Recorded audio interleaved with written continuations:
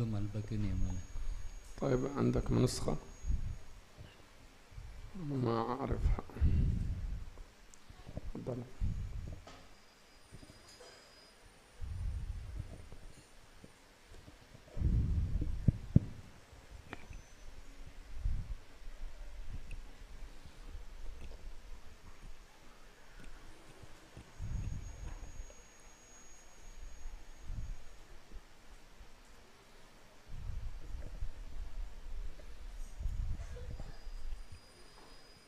بسم الله. بسم الله الرحمن الرحيم. الحمد لله رب العالمين. اللهم صل على سيدنا محمد وعلى آله وصحبه أجمعين وبسند المتصل إلى الناظم رحمه الله تعالى ونفعنا به وبعلومه في الدارين آمين. أبدأ بالحمد مصليا على محمد خير نبي أرسل وذي من أقسام الحديث عدة وكل واحد أتى حده. بسم الله الرحمن الرحيم. الحمد لله رب العالمين والصلاة والسلام على أشرف الأنبياء والمرسلين. بدأ الناظم رحمه الله تعالى كتابه بالحمد الذي هو الثناء بالجميل على الجميل الاختياري، أي بحمد الله تعالى، لأن كل أمر الله يبدأ بحمد الله وهو أبتر ناقص البركة، ولا يريد أن يكون نظمه ناقص البركة. وثم ثنى بالصلاة على النبي صلى الله عليه وسلم، لأنه في حديث أيضا ما كل من وإن كان ضعيفا لكن يستدل به هنا، كل من لا يبدأ به بالصلاة عليه وهو أبتر. أيضا حيث اشترع ذكر اسم الله تعالى اشترع الصلاة على النبي صلى الله عليه وسلم إلا في مواضع قليلة. لو بالحمد مصليا على محمد اسم النبي صلى الله عليه وسلم الذي ألهم عبد المطلب أن يسميه إياه خير نبي أرسل النبي صلى الله عليه وسلم وخير رسول وخير نبي، وإذا كان خير رسول فهو خير الخلق، لأن الرسل هم أفضل الخلق. ثم بعد ذلك قال لك أنه سيذكر في هذا النظم عدد من أقسام الحديث، وكل واحد سيذكره ويذكر تعريفه. Bismillahirrahmanirrahim. Beliau sampuna mau pocian ben solawat da kanjeng Nabi Muhammad sallallahu alaihi wasallam. Beliau ajelasaki bahwasanya kitab kaden toh dimulain kalaban alhamdulillah. Karena memang beda hadis segala sesuatu seta emulen kalaban bismillah ben alhamdulillah, maka sesuatu banika bekal korang barokah. Kaden toh kiai musannif tero kiai sangat barokah, maka emulen kalaban alhamdulillah. Kecuali nomor 2 kabidin kalaban solawat. Karena memang bersitung hadis dari beliau, walaupun hukumah hadis kaden to dhaif, beda hadis bahwa sesuatu saya ta'imulen kalaban solawat kaden to cukan korang barokana cukan. Maka saya nomor 2 kata mau saki solawat ke Nabi Muhammad sallallahu alaihi wasallam. Kemudian kaden to debuaki Nabi Muhammad paling bagus orang yang sayutus sareng Allah Subhanahu wa taala.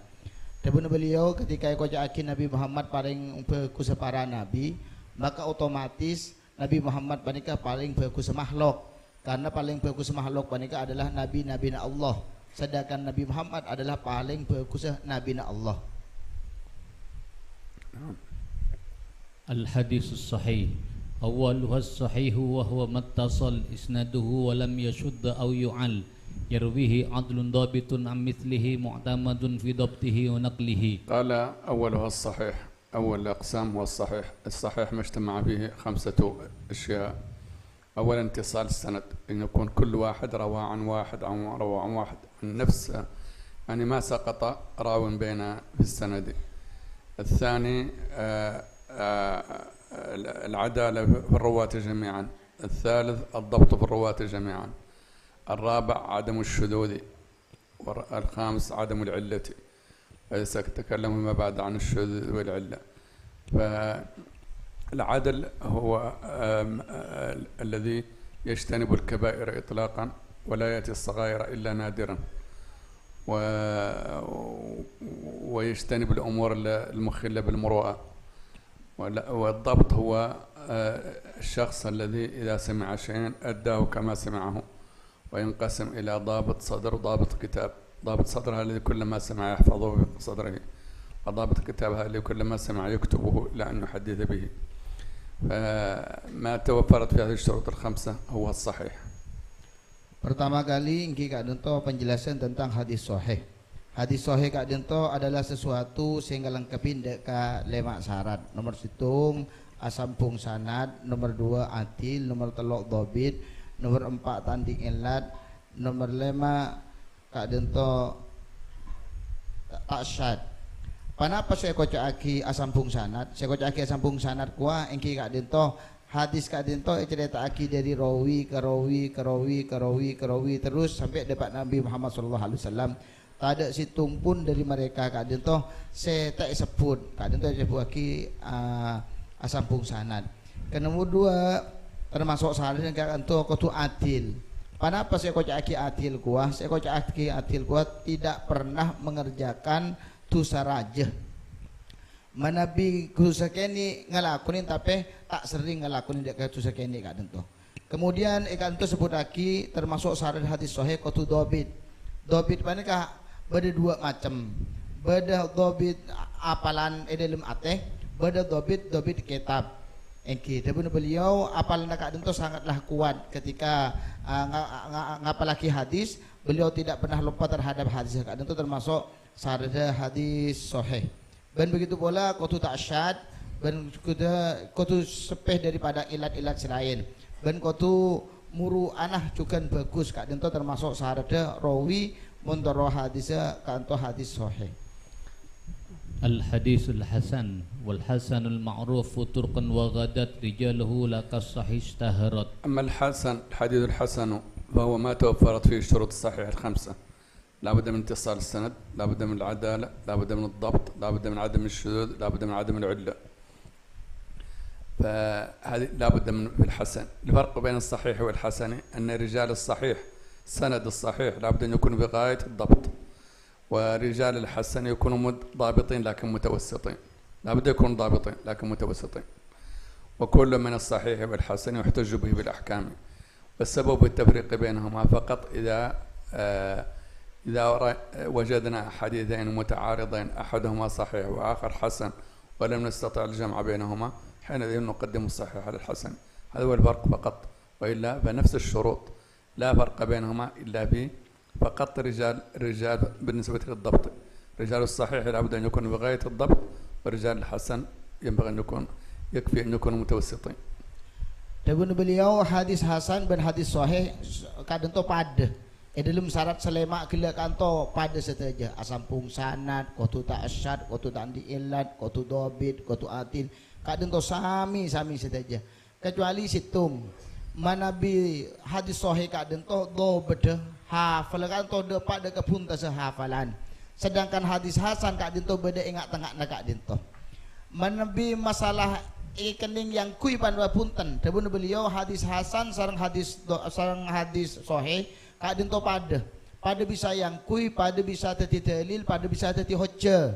Kecuali perbedaannya deki apabila ada pertentangan antara 2 hadis, situng hasan, situng sahih, maka saya pemenang Kak Dento adalah hadis sahih. Kak Dento melolo perbedaannya. Al-hadits ad-dha'if wa kullu ma an rutbatil hasan qasur fa huwa ad-dha'if wa huwa aqsa min kathur. أما الحديث الضعيف فهو ما انحط عن رتبة الحسن. لم يقل من حط عن رتبة الصحيح لئلا يدخل الحسن. فمن حط عن رتبة الحسن بأن يكون أحد رواته ساقط أو أحد رواته غير ضابط، يعني مستبل جدا في الضبط، أو به شذوذ أو به علة، هذا هو الضعيف، وهو أقسام كثيرة. والحديث الضعيف لا يحتج به بالأحكام، إنما يحتج به بفضائل الأعمال وبالشمائل بخصال الرجال، هذا فقط، لكن لا يحتج به بالحلال والحرام ولا تثبت به العقائد. نعم. Nomor 3 termasuk tuumna hadis Kak Dento hadis dhaif. Hadis dhaif panika hadis sekeker dari derajat hasan. Artinya syarat-syarat selemak hadisnya tak terpenuhi, mungkin sanadnya tak sambung, otabah rawina tak adil, otabah rawina tak dobat, otabah ben lain semacam selemak hadisnya tak masuk, maka hadis Kak Dento ekocaki hadis dhaif. Hadis dhaif Kak Dento tak bisa EGB dalil hukum halal haram muntun dari hadis dhaif hukum tak kenging. Begitu pula hadis dhaif panika tak bisa yang kuyaki dalam akidah. Netepaki akidah sesuatu yang harus diyakini panika dalil harus hadis sahih. Manabi hadis dhaif kadin to tak kenging. Cuman hadis dhaif kadin to EKB dalil biasanya dalam pengelebur dalam ngelakoni kelakuan bagus kadin to oleh.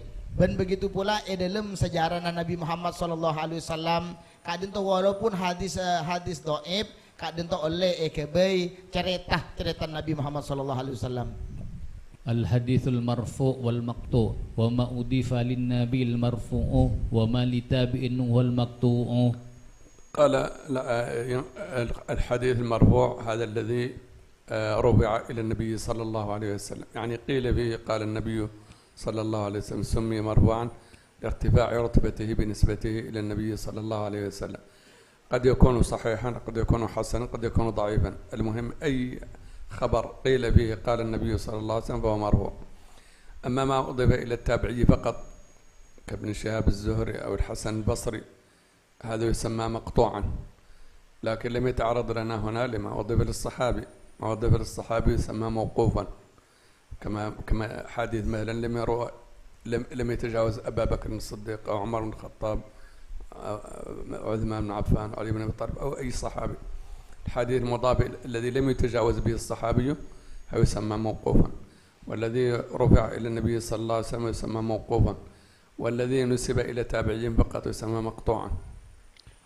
Termasuk semakin perincian juga hadis kan itu beda telo, perincian lain kak dinto. Situng hadis marfu, 2 hadis mauquf, telo hadis maktu. Hadis marfu adalah segala sesuatu yang disebut akidah Rasulullah. Qala Rasulullah sallallahu alaihi wasallam an Rasulillah sallallahu alaihi wasallam. Pokon Kanjeng Nabi bun budina kadin to sejajan eko caki hadis marfu. Nyamin marfu polan teki sampai daripada ke Kanjeng Nabi. Kadin to ternyata para santri sobung hubungna kelaban soheh hasan dhaif sobung. Yang penting dapat dari Kanjeng Nabi. Baik kadin to hukuma soheh atau hukuma hasan atau hukuma dhaif. Beban kadin to mauquf. Mauquf panika adalah segala tebu saya sandaraki dari sahabat. Qala Abu Bakrin, qala Umar, qala Uthman, qala Ali. Kadin to buaki hadis mauquf. Jadi sobung kaitna kalaban hasan sahih atau dhaif.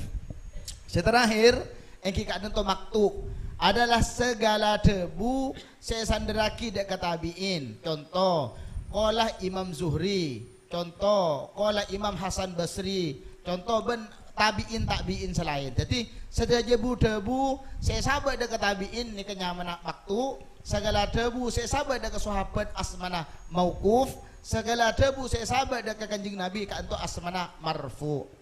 Al hadithul musnad wal musnadul muttasil isnadi min rawihi hatta al mustafa wa lam yabin. نعم كنت أنبهكم إلى أن هذه الترجمة غلط، مكتوب الحديث المقطوع هو الحديث المسند، والمسند المتصل الإسناد من رواه حتى المصطفى ولم يبين. المسند هذا الحديث الذي اتصل إسناده إلى النبي صلى الله عليه وسلم ما سقط منه راو. قد معناه أن المرفوع عام المسند. المرفوع هو ما رفع على النبي صلى الله عليه وسلم اتصل سنده أم لا. أما المسند فهو ما رفع على النبي صلى الله عليه وسلم بقيد اتصال السند. نعم. Kadinto kan gelek debuaki marfu kuah adalah debu sedepak dekat Rasulullah sallallahu alaihi wasallam. Entah beda sekeker, beda sedek seput, beda atau asampung kapi kadinto nyaman marfu. Yang penting dapat Kanjeng Nabi. Beda saya buang tak seput situng orang umpamanya kesedajan aku caki marfu. Kadin tutu uman boleh nyaman hadis musnad. Hadis musnad kadin to kotu asampung kapi ada saya pakai. Ni kaya ko caki hadis musnad. Al hadithul muttasil wa ma bi sam'i kulli rawin yattasil isnaduhu lil mustafa fal muttasil. أما المتصل فهو ما اتصل سنده سواء رفع إلى النبي صلى الله عليه وسلم أم لا. فإذن الإسناد هو اتصال السند زائد الرفع. أما المتصل هذا الذي اتصل سنده سواء إلى النبي صلى الله عليه وسلم أو إلى غيره. فقال إسناده المصطفى يعني كمثال لأنه هو اللي حجة، لكن المتصل السند هو حتى ولو الموقوف إلى على أبي بكر إذا اتصل سنده يسمى متصلا، المسند إلى التابعي إذا اتصل سنده يسمى متصلا. نعم. Kadin to kotu fokus ajunan, ni kotu fokus. Mun marfu banikah tebu setebu aki ban Rasulullah. Manabi musnad kadin to asampung sanad depak de kanjeng Nabi. Manabi marfu tak kotu asampung sanad, kadang kala tak sampung sanad pun yang penting depak kanjeng Nabi kok aki marfu. Mun musnad kotu dari bun baba sampai kanjeng Nabi kadin to kotu asampung saja. Seterakhir kanto Muttasil banikah asampung tak kotu depak kanjeng Nabi, asampung kan tabiin nyaman muttasil, asampung kan sahabat nyaman muttasil. Al hadithul musalsal musalsalun kulma ala wasfin atah mithlu ma wallahi amba anil fata kadaka qad hadatsanihi qa'ima aw ba'da an hadatsani tabassama. قال الحديث المسلسل هذا الذي كل الرواة به اتفقوا على صفة واحدة، سواء كانت هذه الصفة قولية أو كانت فعلية أو كانت حالة، المهم كل الرواة رووه بصفة واحدة. كمثلا حديث المسلسل بالمحبة، النبي صلى الله عليه وسلم قال لمعاذ: يا معاذ إني أحبك وقل دبر كل صلاة اللهم أعني على ذكرك وشكرك وحسن عبادتك. هذا معاذ لما حدث به قال: يا فلان إني أحبك وقل دبر كل صلاة اللهم أعني على ذكرك وشكرك وحسن عبادتك. الذي حدثه بمعاذ لما أراد أن يحدث به قال: يا فلان إني أحبك. وهكذا كل الرواة كل إلى الآن قل له: يا فلان إني أحبك وقل دبر كل صلاة. هذا مسلسل بالمحبة. وبعض الأحيان يكون كل واحد يقول مثاله حدثني وهو قائم، أو كل الرواة يقول حدثني وهو قائم، أو كل الرواة تقول حدثني وهو يتبسم. هذا يدل على الضبط، وإن كان المسلسل أكثر المسلسلات ضعيفة نادر منها الصحيح، لكن على كل حال التسلسل يدل على أن الرواة ضبطوا. وتارة يكون بالقول وبالفعل، لأن حديث معاذ هذا المسلسل بالمحبة روي فيه أيضا أنه يقول: إني أحبك ويضع يده على كتفه، أنه يكون مسلسل بقول وبفعل. المهم أن المسلسل هو الذي كل الرواة اتفقوا على حالة روايته، إما على قول وإما على فعل وإما عليهما معا. Semangkin ajelasakeun hadis musalsal. Hadis musalsal kadento hadis setiap rawi nyeritaaki kalaben tebu sesitung kalaben cara sedepada kata bentengka sedepada otabe lain semacam. Walhasil dari rawi A ke rawi B ke rawi C kadento caran adebu pada otabe caran tengkanah pada. Contoh aki kadento Nabi Muhammad SAW ketika apareng hadis ada buah hadis dari Sayyidina Mu'ad manggil dak ke Sayyidina Mu'ad. Sayyidina Mu'ad, ya Mu'ad, dabuna beliau sambil takut Sayyidina Mu'ad dekat dintona. Ya Mu'ad, inni uhibbuka. Wahai Mu'ad, engkau lebur ke kaki. Maka kaki baca wiridan dia ya saben mari bajeng. Sayyidina Mu'ad ketika nyerita aki dak ke orang salah staden, panggil ban Sayyidina Mu'ad, wahai fulan dekat dintoh, engkau lebur ke kaki. Baca ya wiridan dia ban badan bajeng. Begitu terus sampai ke budi kadinto ekoca aki hadis musalsal. Otaba serawi kadinto nyerita aki kalaban secara mancing. Tapi rawi sepertama nyerita aki dari senomor 2 mancing, senomor 2 sampai dari senomor 3 mancing, senomor 4 mancing saja. Kadinto ekoca aki hadis musalsal. Kenapa faidan hadis musalsal? Faidan hadis musalsal panika adnanda aki bahwasanya rawin panikah begitu dobit, begitu engak terhadap sepedah abad waktu abad dari hadis panikah dari guruna. Kebanyakan hadis musalsal kadinto doif. Kebanyakan carana musalsal kada sudah. Carana akatimi sama akati sepat mocaki ini uhibbukana ban lain semacam kadinto. Al hadithul aziz wal masyhur. عزيز مروي 2 أو 3 مشهور مروي فوق ما 3. في شيء يسمى الحديث العزيز والمشهور والغريب. الغريب هذا اللي رواه شخص واحد، والغالب في الغرائب الضعف، شر العلم الغريب، ولكنه قد يكون صحيحا كحديث إنما الأعمال بالنيات، إنما لكل ما نوى، ما رواه عن النبي صلى الله عليه وسلم إلا عمر بن الخطاب، وما رواه عن عمر بن الخطاب إلا علقمة بن سعد بن وقاص، بعد ذلك رواه اثنان عن علقمة، بعد ذلك تواتر. فحتى حديث أيضا كلمتان خفيفتان على الرحمن، خفيفتان على اللسان حبيبتان للرحمن إذا قلتان من الميزان، سبحان الله وبحمده سبحان الله العظيم، أيضا حديث غريب رواه أبو هريرة. فهنا يقولون أن البخاري بدأ حديثه بحديث غريب وختمه بحديث غريب، إشارة إلى أن ما فيه هو الدين، إشارة إلى حديث بدأ الدين غريبا وسيعود غريبا فطوبى للغرباء. إذن الحديث الغريب هو اللي رواه واحد، حديث العزيز هو اللي رواه اثنان، الحديث المشهور ما رواه ثلاثة فما فوق. المشهور هذا ينقسم إلى متواتر وغير متواتر. إذا رواه بكل طبقات جمع يستحيل تواطم عن الكذب عادة فهو متواتر، وإذا قصر عن ذلك فهو مشهور غير متواتر. Kemudian pada tu'uman boleh dari tu'umna hadis engki kak dento tung namanya hadis gharib, dua hadis aziz, telok hadis masyhur. Hadis gharib engki kak dento hadis saya ceritaaki oleh situng rawi.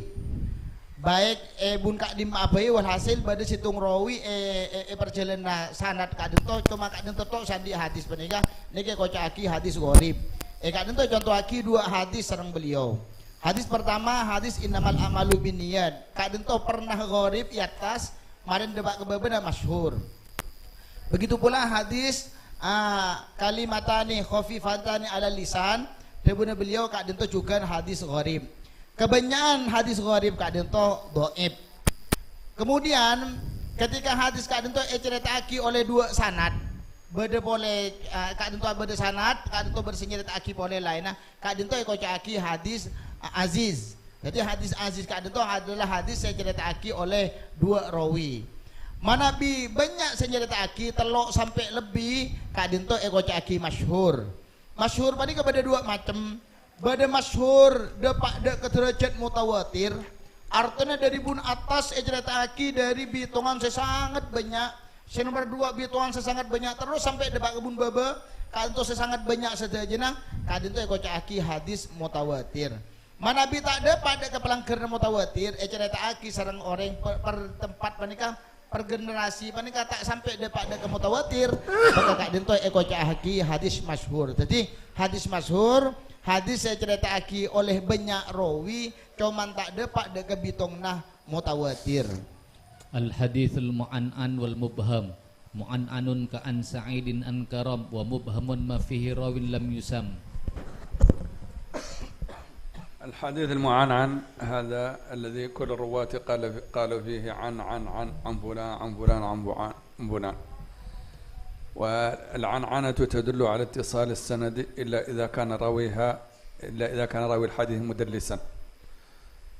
إذا كان عرف أن راوي الحديث مدلس هذا عنعنته لا تدل على الاتصال.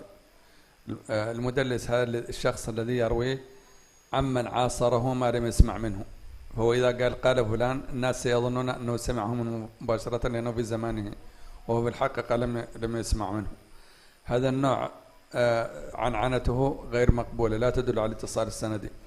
أما إذا كان الرواة غير مدلسين فالعنعنة تدل على اتصال السند.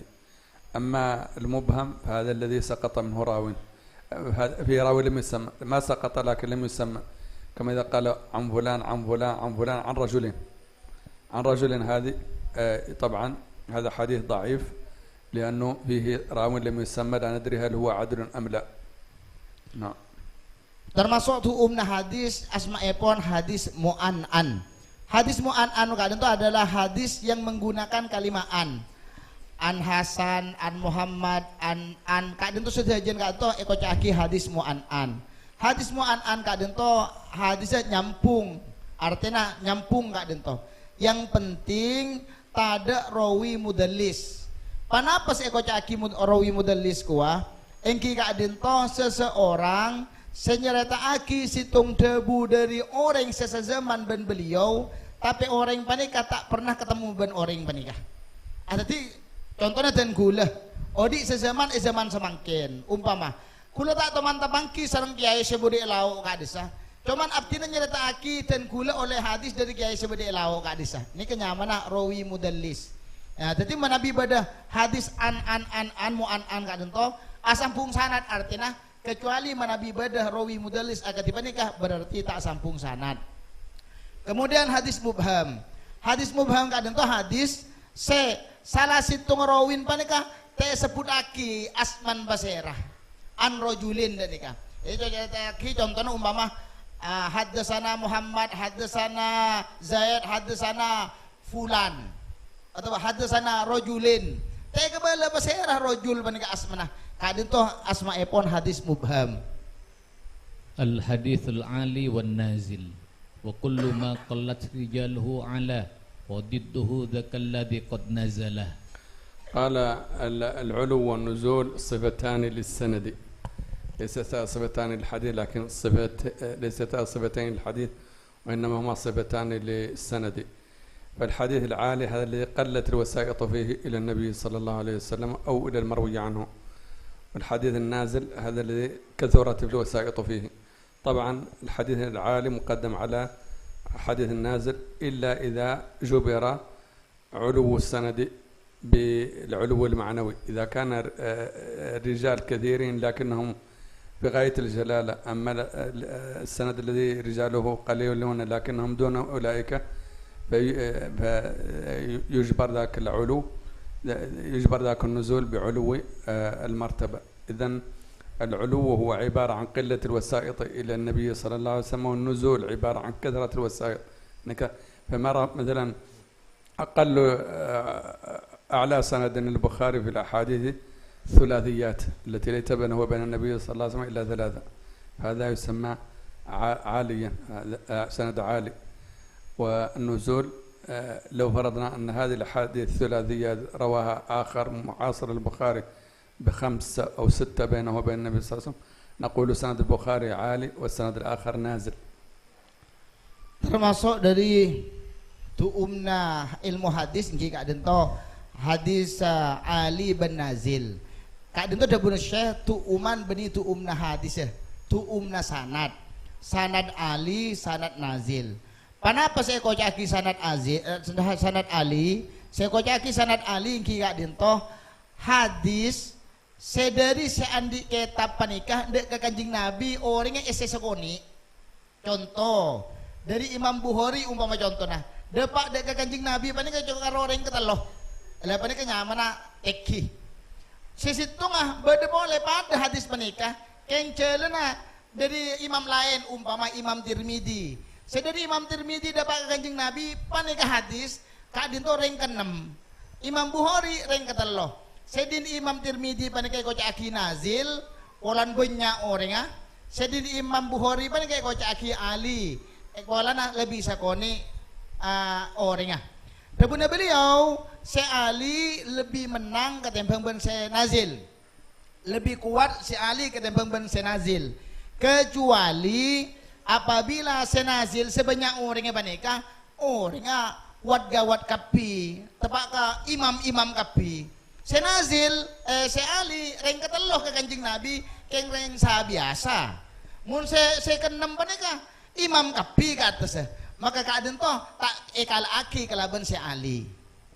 Al hadithul mauquf wa ma adaftahu ila al ashabi min qawlin wa fi'lin fa huwa mauqufun zukin. قال ان الحديث الموقوف هو الذي وقف على الصحابي لم يتعدى به الصحابي. كنت ظننت انه لم يذكره، انا طبعا النظم هذا لا اعرفه. كان ينبغي أن يذكرها لأن جرت عادة المؤلفين أن يذكروه مع المقطوع والمرفوع، فما أضيف إلى النبي صلى الله عليه وسلم مرفوعا وما أضيف إلى الصحابي موقوفا وما أضيف إلى التابعي مقطوعا، فهنا ذكر الموقوف منفصلا عن ذلك. فأي قول روي أو فعل روي عن أبي بكر الصديق مثلا أو عن عمر أو غيرهما من الصحابة يسمى موقوفا.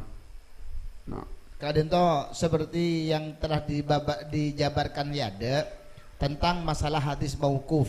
Hadis mauquf kadento adalah hadis debu ota bekalakuan saya sandaraki dek ke sahabat. Kadento debu Sayyidina Abu Bakar. Kadento kelakona Sayyidina Abu Bakar. Kadento debu Sayyidina Ali. Kadento kelakona Sayyidina Ali. Kadento sedajane kocaki mauquf, hadis mauquf. Al-hadithul mursal wal gharib wa mursalun minhu sahabiyyu saqat wa kullu gharibun ma rawa rawin faqat.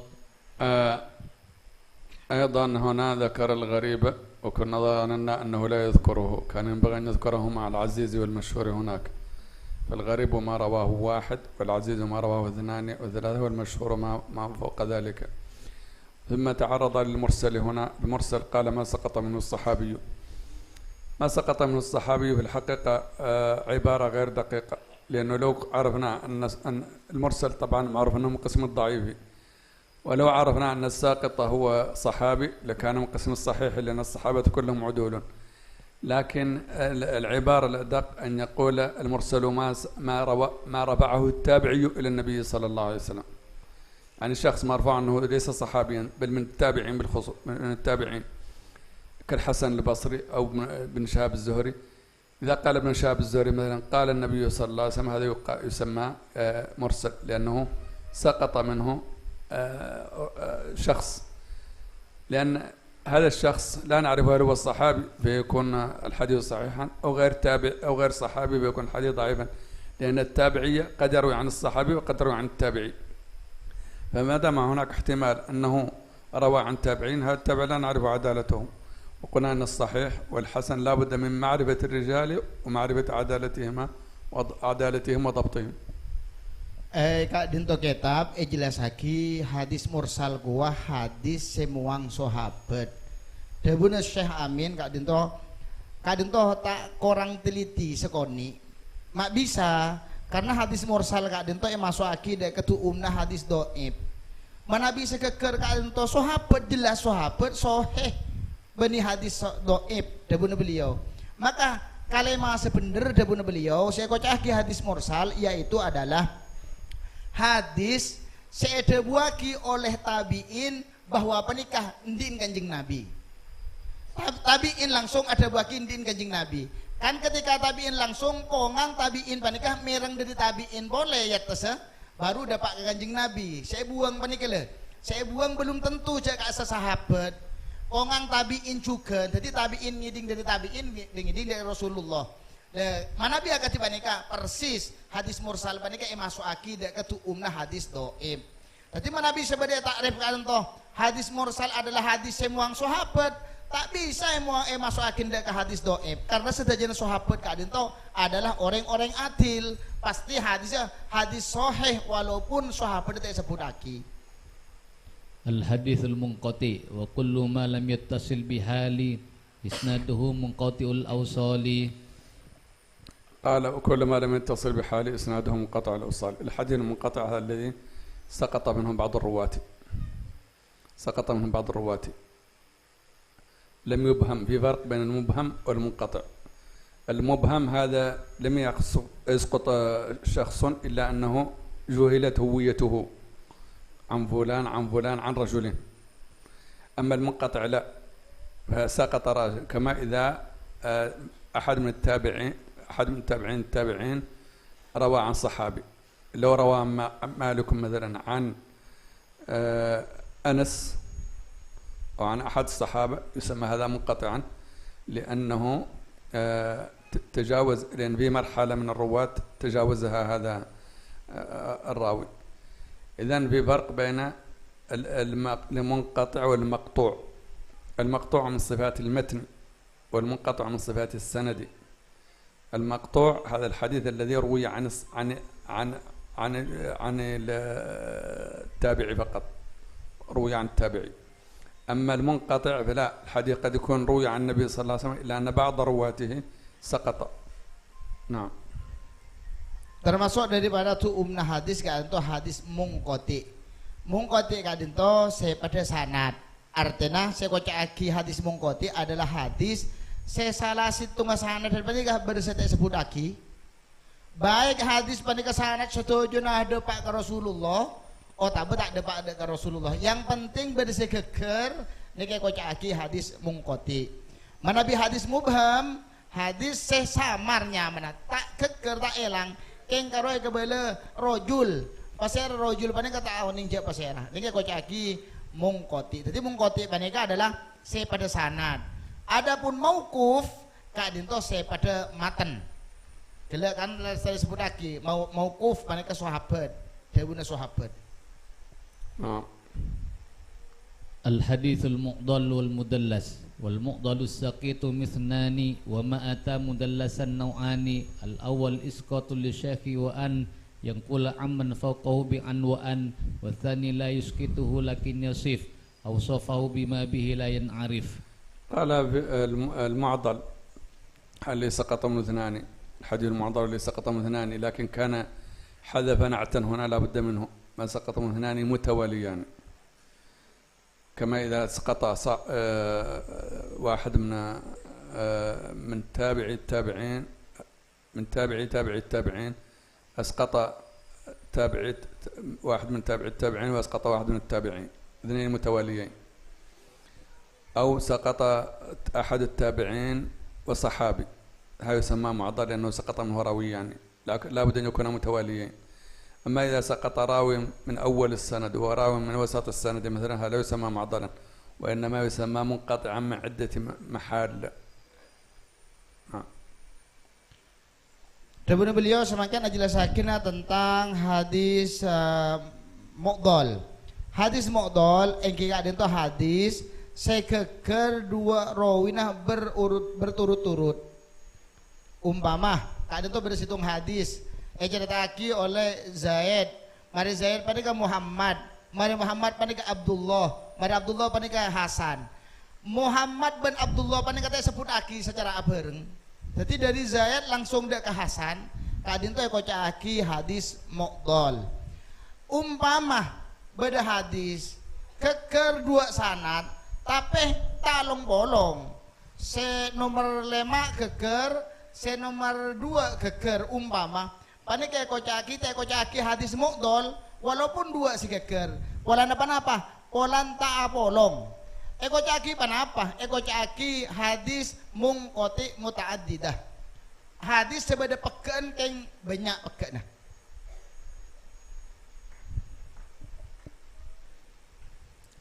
طبعا لما تكلم على التدليس ومات مدلسا نوعان الأول الإسقاط للشيخ وأن ينقل عمن فوقه بعنوان الأول شخص الأول يسمى تدليس الإسناد واحد يروي عمن فوقه ممن عاصره ما لم يسمع منه يعني واحد مثلا أحد المشايخ اللي بزمانك إذا رويت عنه ما لم تسمع منه الناس إذا قلت قال فلان سيظنون أنك سمعت منه ذلك وأنت بالحقيقة لم تسمعه منه مباشرة إنما سمعته بواسطة هذا يسمى تدليس الإسناد لأنك توهم أنك سمعته من الشيخ وأنت لم تسمعه منه وهذا قلنا سابقا أن العنعنة مقبولة إلا إذا كان رويها مدلسا وهناك ما يسمى تدليس الشيوخ وهذا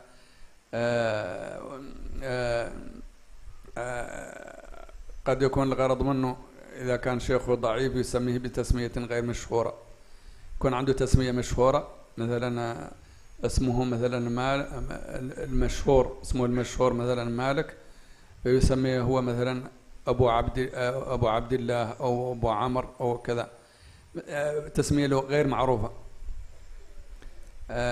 فهذا يسمى تدريس الشيوخ تدريس الإسناد طبعا قادح وتدريس الشيوخ أيضا بحسب الحامل عليه إذا كان الحامل عليه ستر الشيخ لأنه ضعيف فلا تحب أن تسميه لئلا يضعف حديثك هذا شر التدليس وإذا كان الحامل عليه فقط الإغراب يعني سميته باسم غير مشهور وفعلا باسمه لكن قصدت أن يكون لك كأنك سند غير السند المعروف هذا على كل حال أخف من الأول. Termasuk dari itu hadis jika ada hadis mudallas. Hadis mudallas keadaan tadlis kak dento beda dua tadlis. Nomor tung asma'ipun tadlisul isnad, nomor dua tadlisus suyuh. Panapa saya kocaki tadlisul isnad? Engki kak dento ajunan nyereta aki situng hadis dari situng orang sesezaman ben sampian keng sampian tak teman tepangki ben orang ah. Engki kocaki tadlisus sanad, tadlisul isnad. Jadi umpama contoh kula sezaman sarang Syekh Ali Jum'ah kul ben sampian sedaja banikah. Keng tak toman lagi bangki, tak toman ketemu, tak toman ngiding lagi debuna. Epah ngocaki an Syekh Ali Jum'ah umpama. Leka den tu ngocaki hadis tadlisul isnad, tadlisul isnad. Beda tadlisus suyuh. Napa saya ngocaki tadlisus suyuh? Orang sema-samar dek kenyaman guru nah. Umpama ajunan sedaja kanto guru nah ke Fadlan. Ben sampean riobe asma'ipun yobe haddasana Abu Abdullah. Padahal kadang tu kain sampean ke Fadlan aslinya saya masyhur, ya ban sampean ke Abdullah, Abu Abdillah. Apa napa maka tiba nikah? Mungkin karena kuruna andi sepat doib atau tak kurang masyhur di antara orang-orang, maka bisa sampean tura itu kurun sampean panikah. Pas nyamin kalaban nyama saya tak padam dek orang-orang. Kadang tu kocaki tadlisus syuyuh. الحديث الموضوع والكاذب المختلق المصنوع على النبي فذلك الموضوع وقد أتت كالجوهر المكنون سميتها منظومة البيكوني فوق 30 ب4 أتت أبيتها ثم بخير ختمت. قال أن الموضوع هو الحديث المختلق على النبي صلى الله عليه وسلم مكذوب عليه، يعني حديث قيل أسند إلى النبي صلى الله عليه وسلم وعرف أنه مكذوب عليه إما باعتراف الراوي وإما بطرق كثيرة يعرفون الموضوع. هذا الموضوع إنما عدوه من أقسام الحديث لأنه ذكر به النبي صلى الله عليه وسلم، وإلا هو لا يجوز نسبته إلى النبي صلى الله عليه وسلم، بل لا تجوز روايته إلا مع بيان وضعه. إذا أردت أن تروي حديثا موضوعا لابد أن تبينه وضعه، والسبب على الوضع أسبابه كثيرة، وبعضهم حتى بعضهم جعلها تعبد بها كنوح بن أبي مريم، قال إنه رأى الناس أقبلوا على مغازي بن إسحاق وكذا وتركوا القرآن فأراد أن يرغبهم بالقرآن فاختلق أحاديث كثيرة كل سورة يأتي بحديث بفضلها هذا ويقول أنا لم أكذب. فإذا قيل له النبي صلى الله عليه وسلم يقول ويل من كذب عليه متعمدا فليتبوأ مقعده من النار، يقول أنا كذبت له لم أكذب عليه، كذبت له يعني أريد أن أروج شريعته وأريد أن أروج القرآن، لكن هذا مخطئ تماما. فالكذب والمختلق الوضع على النبي صلى الله عليه وسلم من الشد من أكبر الكبائر. نعم، هذا هو الحديث الموضوع. ثم قال إنه أتم هذه المنظومة، قال إنه سماها منظومة البيقوني، سماها باسمه ونسبها له، وأنها عدتها 34 بيتا. ما بخير ختمت، تجاوزنا بعضها بسبب الوقت. نسأل الله أن ينفعنا بما سمعنا. آمين آمين آمين. Bentar masuk dari itu hadis maudhu. Tabuna beliau sebenarnya hadis maudhu kadang to bani hadis. Cuman karena buna kadang to beda qala Rasulullah nah. Rawa Rasulillah. Aki hadis padahal kadang to bani hadis. Anjreta aki hadis maudhu panika hukum tak kenging, hukum haram. Kau tu jelasaki bahwa kadang to hadis maudhu. Sebab musabbab orang ngarang hadis maudhu kadang to kadang kala makle orang lain pada semangat ibadah dekat Gusti Allah Subhanahu wa taala. Zaman dimin pernah terjadi pada situng orang memaudhu hadis. Tanya ki sampean mah baik ke baik hadis apa-apa. Debuna beliau dan kula ngolah dereng orang pada ampun pusen dekat Al-Qur'an. Saya kelebur macam-macam kitab lain, macam kitab sejarah Rasulullah, macam kitab fikih, sedangkan Al-Qur'an tak tahuan buka. Maka pas ikebeyaki hadis maudhu. Kan Kanjeng Nabi ada buaki man kadzaba alayya, bohong yang menciderai Nabi Muhammad. Sedangkan saya man kadzaba lahu, saya berbohong untuk Nabi Muhammad, mak lejan teki Nabi Muhammad. Lah kak den tu ada benar beliau, kak den tu tak terima. Baik sampean gendek menyoret nama baiknya Rasulullah, nama baik Islam, atau sampean akabe hadis palsu atas makle Islam jen teki jen banyak orang, tetap sedajen hukum haram, tetap sedajen tak ingin ngaki.